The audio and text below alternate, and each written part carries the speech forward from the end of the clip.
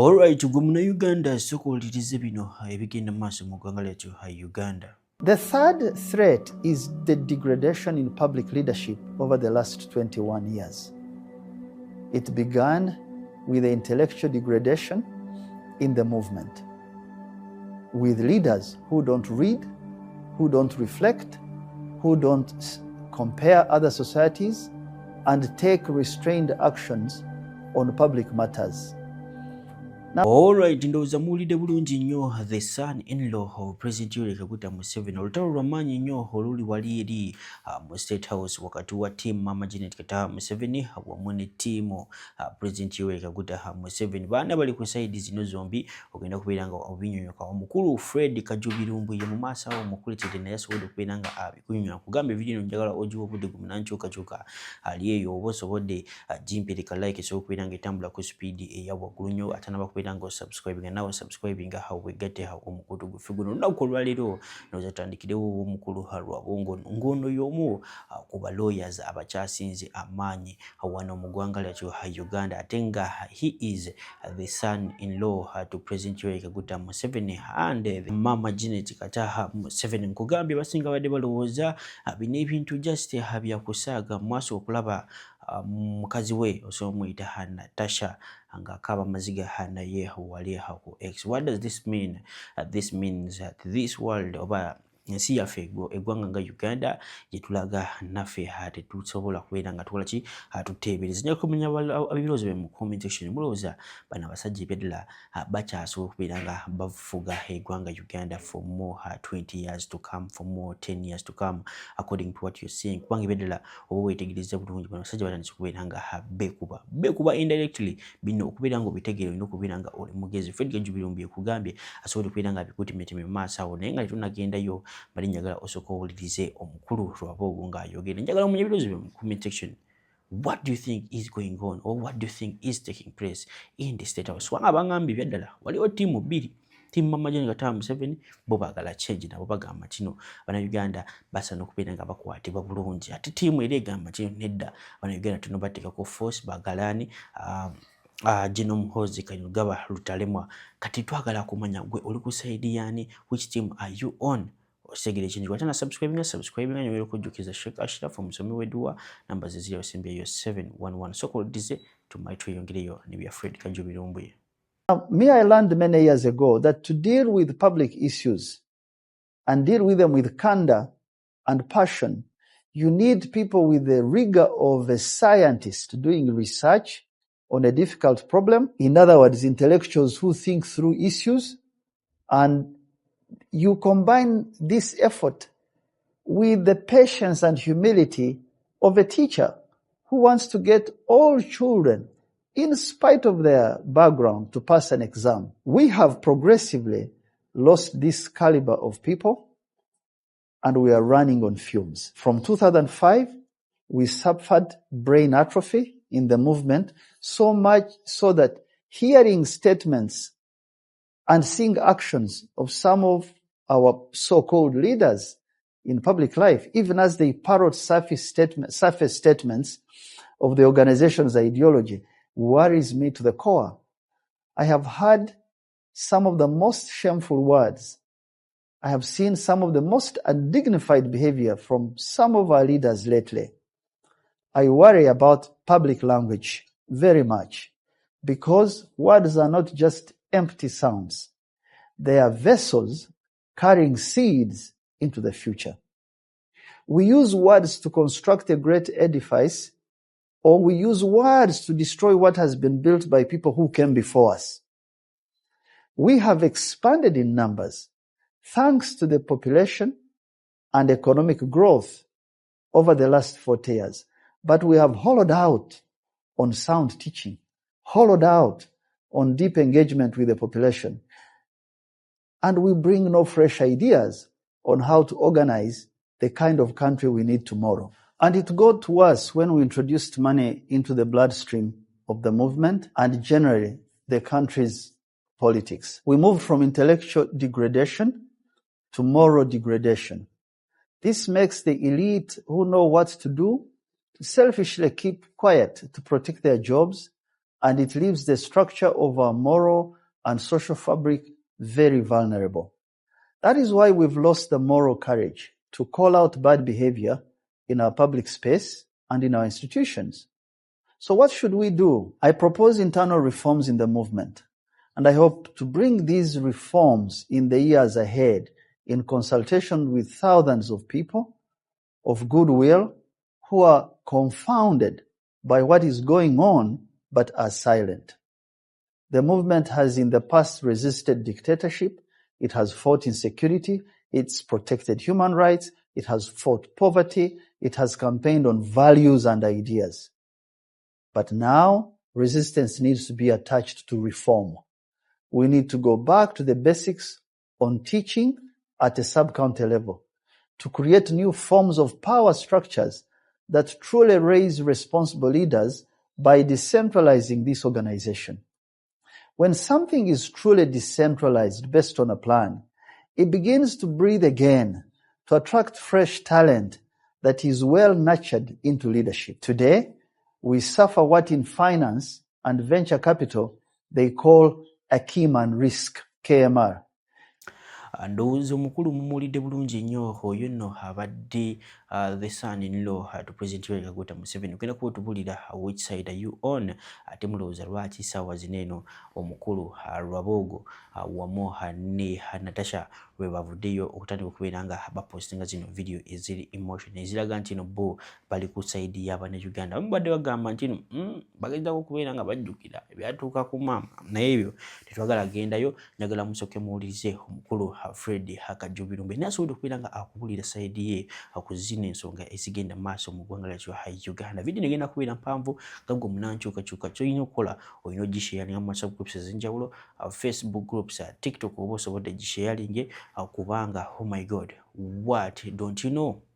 Njagala musooke muwulirize Fred Hakajubirumbe watanaba kubeera nga subscribe akadde kajja mu personalize okateke mu so latest subjects zino obeere nga ozifuna mu budde. Sooka owulirize omukulu Fred Hakajubirumbe naye nga akunyonnyola ku nsonga zino ezigenda mu maaso mu ggwanga lyattu Uganda. Male nkomewo ne Lord Mayor engineer balimu ezo. Sooka olabe. Bwe mba mwetegereza Natasha takyalina walabikirako wonna kubanga ye yabagamba ekintu kino nkikooye period. Hari n'ekimuluma nnyina. Mutemmanyi kiri mu nju y'abasajja bano. Diversion zonna ezikuliyetingibwa DNA, simanyani zonna diversion zibajja ku kintu kimu nti waliwo panic eri mu ggwanga eryo. Kyoba omanya research gye nakoze ku mafuta eri 40% accurate, 60% erindiriddwa kujja mu public. Eya pipeline ya Uganda Tanzania 40% nagikonfirm ziri accurate. Amafuta ago gayinza okuba gayimirizibwa olw'okugezaako okuyimiriza omwami ono. Era nina ne intere ngamba nti batandise okugawa abakulembeze ba East Africa abamu to de-associate with Museveni. To de-associate with Museveni. Ekiga kibayita de-associate kwe kugagga omukulembeze nti gwe bw'osigala ng'odiringa n'oyo kino kyekijja tugenda kukola kino. Abamu batandise. Bula ne mukulayira abantu ekika ky'abantu abajjayo abali influential kye basobola kujja kuba batandise omujjako. Kasita batandika okuwagulako abantu b'osuubira nti bantu ekitegeeza batandise okuwagulako. Kati mmwe bulijjo kye mwagala okumanya kyekiruwa kyekino.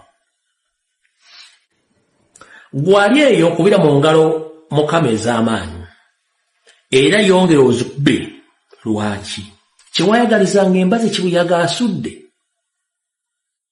Obadde nga kikutwalira obudde okugamba abantu mu Uganda bawamba abantu nga teri akikkiriza.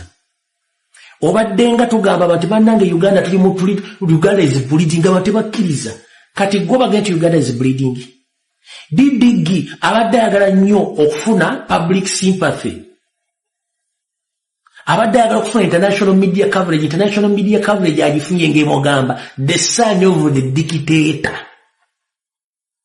Muhoozi Kainerugaba has ordered the shutdown of the mainstream medias in Uganda. Ate kasita international main media stream zitandika okukuba zityo. Already eri International Criminal Court batandise the investigations.